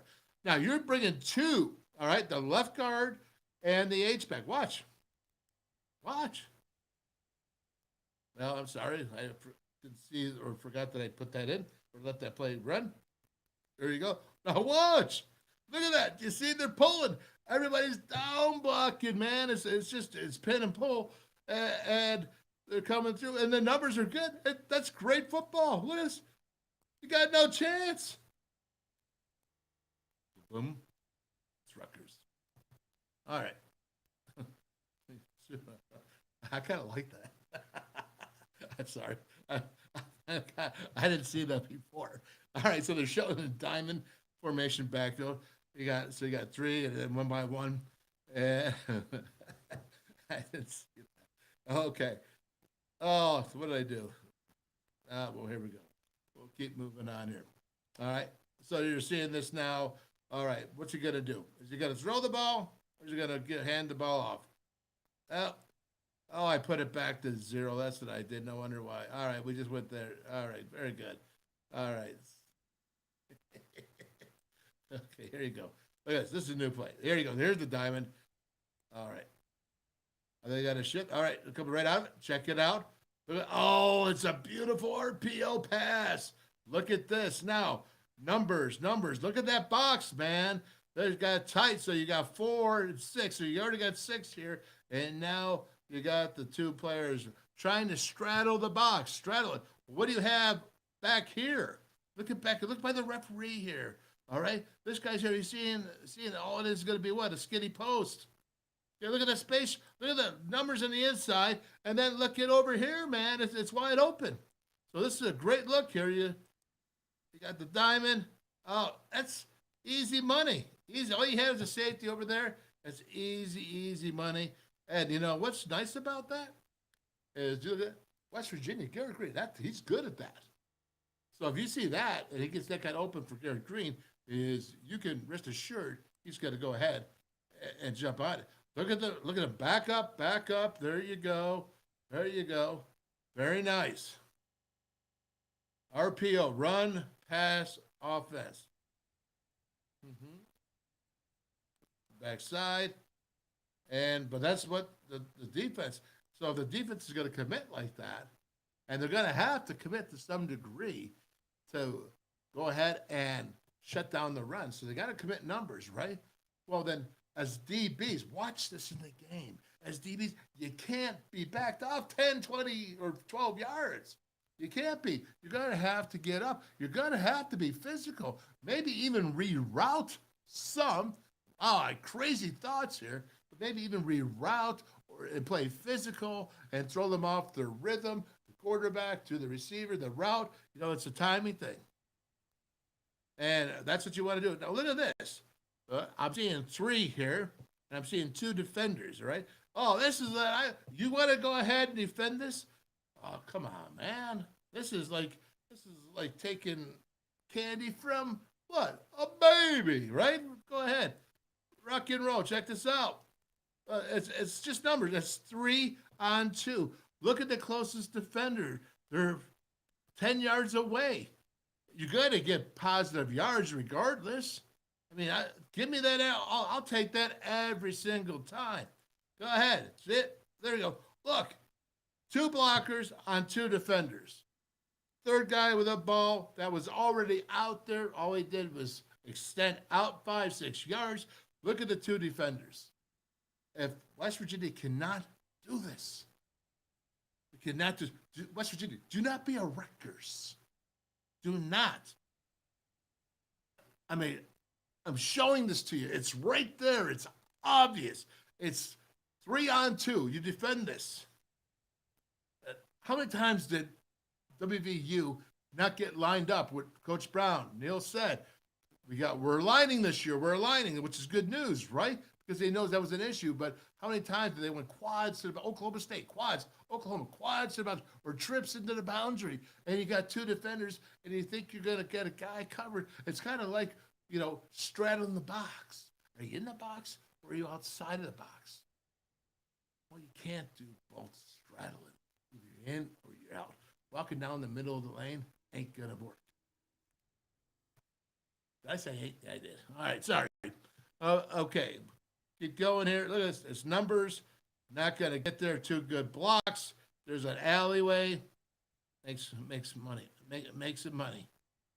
All right. Easy, man. This is just easy stuff. That's almost what Spavital used to call garbage yards. You just say, take the freebies. Take the freebies. Anyone that's free.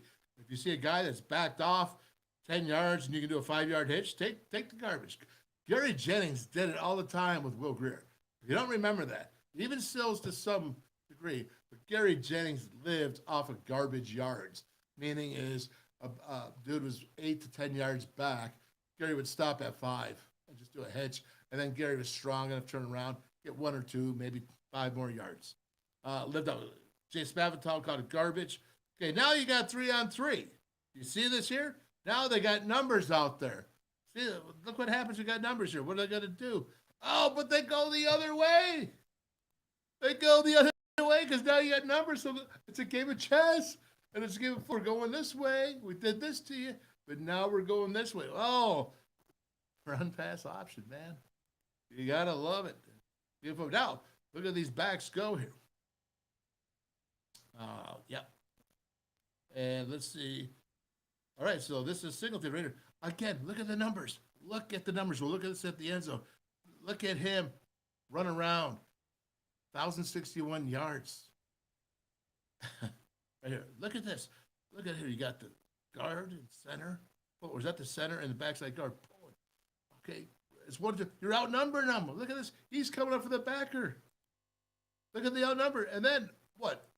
Anyone wants to take a chance. If you have one-on-one in the open field, if you're offense, if you have one-on-one in the open field, any coach is going to say, I'll take that opportunity. I'll take that chance because my running back should be able to avoid a defender in open field one-on-one, just like right here. And he gets big yardage. Watch this now. Oh, watch this. All right, so you see here, pulling. It is the center. Or no, that was actually the front side guard and the back side guard pulling. So you're loading up everybody there to the left side. You're coming back right, and you're outnumbering them. All right, that's what Jordan Leslie's got to worry about. That they're going to go ahead and try to outnumber you to the weak. You have 3 right here. Look at this. Number 8 linebacker is probably what I call a 10 technique, a shade on the center right there. So there's 3 guys that are in the box to this side here. Not only do they have 3 guys that are in the center, but they're pulling. All right, they're pulling. Look at that. Red card back. Oh, that's pretty. Pretty. And look at those linemen. They can run. They can be in the open field. That's a nice job there, 6'4". Nice job. Okay, what do we got here? Now, we still got numbers. See, look at this. Now you got 4-on-3 out here. You see that? 4-on-3. And then you have really 5 right in the inside box. What are they going to do? They're going to run, baby. Run right there. And they would have actually been a lot better if they would have ran right up the middle. Right up the middle. There you go. Watch this. Watch it. Okay, so they're pulling again. Well, look at the numbers. They keep doing this. They start off, and then they pull their offensive linemen. So they're outflanking you in numbers. It's kind of like the military, man. It's about numbers right there.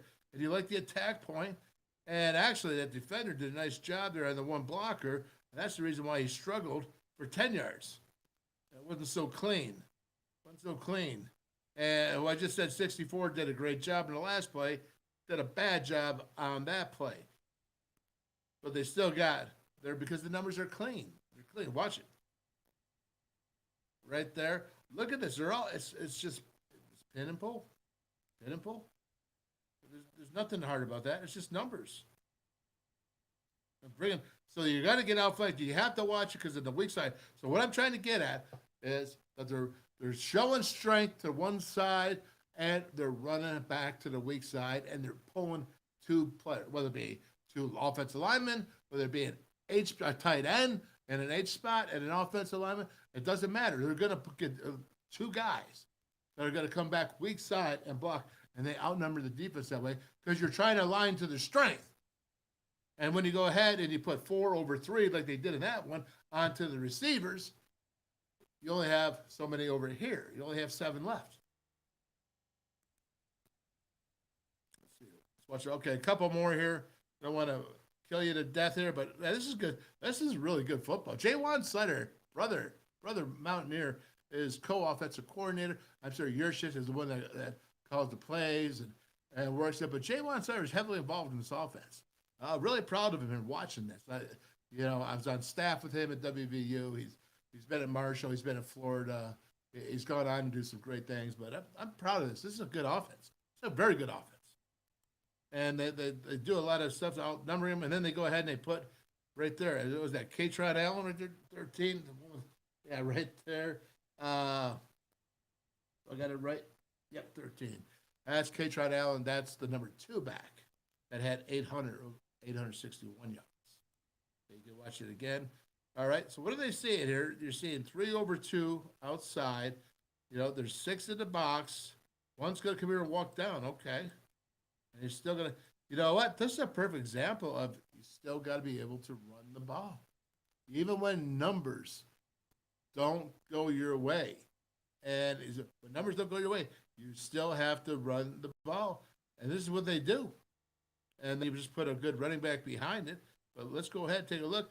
Again, this guy coming from the outside, not a big deal because it's inside zone. And it's hard for them to get in there the way things rock and roll. Okay, so you have one backer that's up. And here's the problem that you're seeing. It's called gap integrity. They're not filling the gaps in the middle. They're not. And we'll see it from the end zone shot.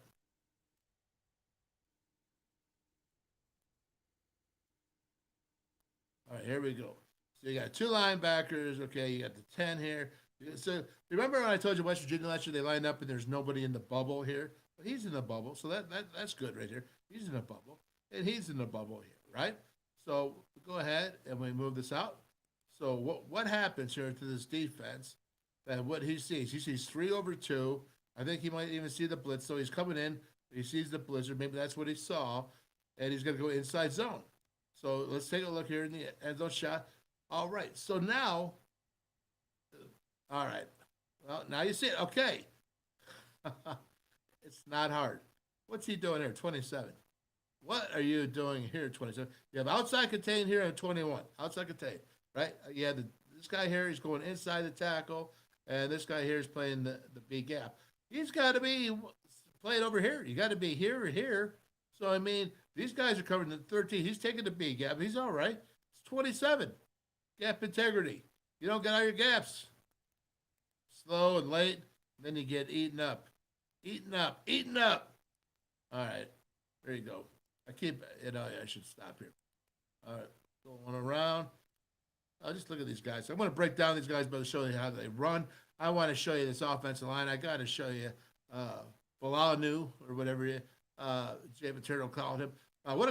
Jay Paterno, what a good dude, huh? I love being on the Pigskin Stew with him right there. I love doing that with Tom Bradley being on there because, boy, I tell you, they know football. I don't care. Coaches, you got to respect them. They put in their time. And you can see here. All right, folks. I'm going to call it quit. 148 into it. All right, here we go. So let's go ahead and break it down. Get this going over here. And this is on. Let's go ahead and pull up. And I got to do it. I'm going to do it every time. Well, not every time, but a lot of times. It's network. Now, tomorrow, let's go ahead and talk about this. When we go ahead, we put this up here. And tomorrow, again, is Cover 2 data coming in. Cover 2 data is coming in. And it's Moneyball. We're going to break it down. Analytics. Got Tony Altamore talking Pac-12. Talking what's going on in college football.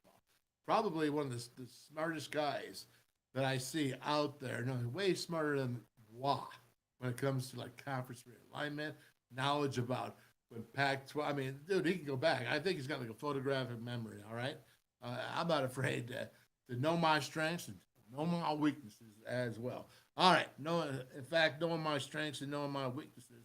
Let me go ahead here. Cantrell's River City Grill. I'm going to go from right to left instead of left to right. Grill and Pub right there in Hinton, West Virginia, 6 o'clock to 7 o'clock. The special is buy a pint. Next pint's on them. Just for the WolfMan's Call pregame special at the Pallet Bar. Then you have Calacino's Pizzeria and Sports Bar down in Beckley, West Virginia. And it's the Weeks family. And then you look at Route Sports 22. They're Weirton, West Virginia. Man, they got the bottoms up there, the draft system, and they got the 12 50-inch screen TVs, 12 of them together. Then you have Archie's there in East Carson Street. in the heart of the evil empire in Pittsburgh. Legends there in Gizzy. You have right out there in Lakeview, Cheat Lake, Legends Sports Bar and Grill. Gizzy, what's up, brother? Danny's down there in Princeton. Paige, shout out to you, Danny's. Yep, Kegler Sports Bar in Morgantown. Jerry, man, Greg, Steve, Dougie, the Renz family, royalty. Go bowling too, man. They do a lot of bowling there at the bowling alleys, and it's suburban lanes. I mean, you can go bowling there, and you get the Wolfman burger. Oh, best burger in town because it says Wolfman. All right, Mason Jar Saloon, hot spot right out there past the Morgantown Mall in Morgantown, and then you have Jimbo's place. So nice, they had to do it twice. That's right, one in Elkins, Jimbo's place, and one in Buckhannon. Jimmy Pointer, what's up, Jimmy? You have the Pallet, as we all know. I'm going down there doing the pregame special in-house on this network and the Voice of College Football Network. And then we go to the Mountaineer Tap House.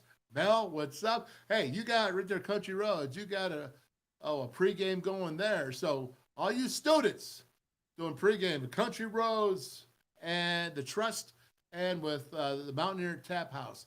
Get down there, man. It's going to be good. A good place to watch the game.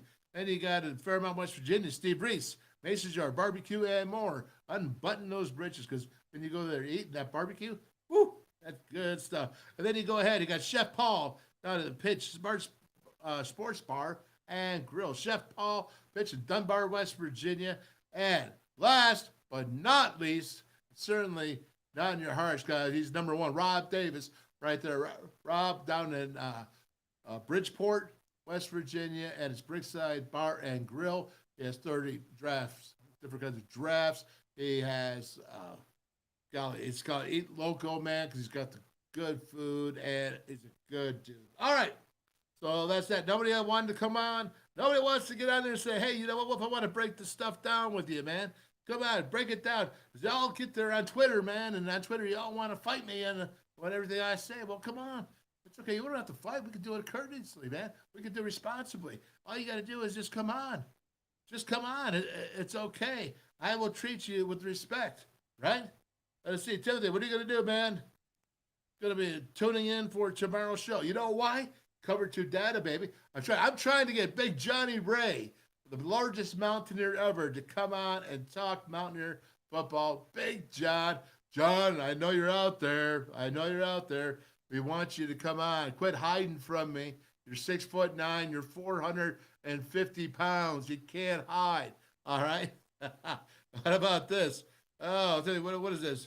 We need to show great toughness. All right. That's cool, man.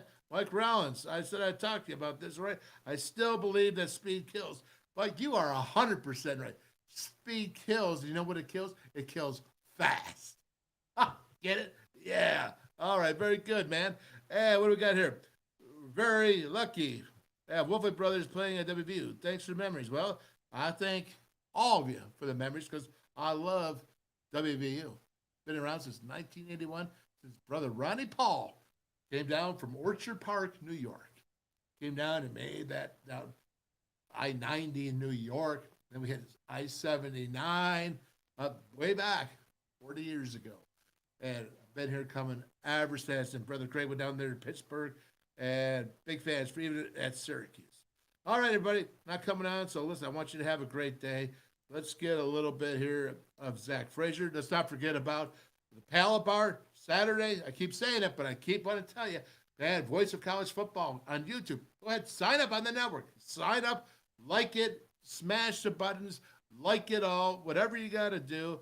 And then, of course, I want you to be able to watch it at one of these fine establishments. And if your establishment is not too late, if you want to jump on and you want to get it at your place, the WolfMan's Call I'm talking about, just email me at wolfmanscall@gmail.com. wolfmanscall@gmail.com.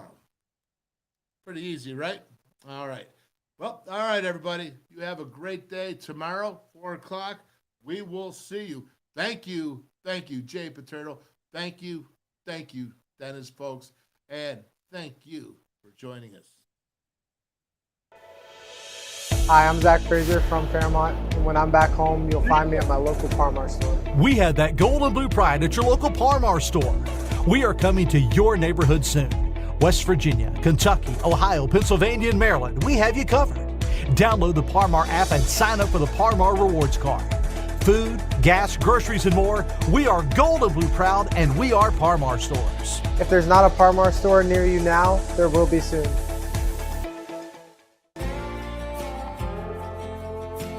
Northern Eagle Distributing, proudly serving Anheuser-Busch products to West Virginia. Stationers, #1 office supplier in West Virginia, always in stock.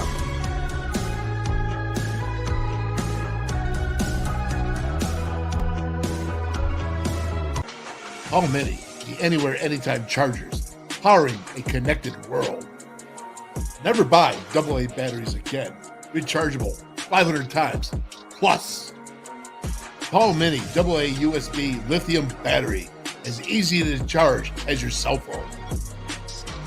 Sustainable energy, stay charged. Go green, save green. Feel the power of Paul. Order now at paulmini.com.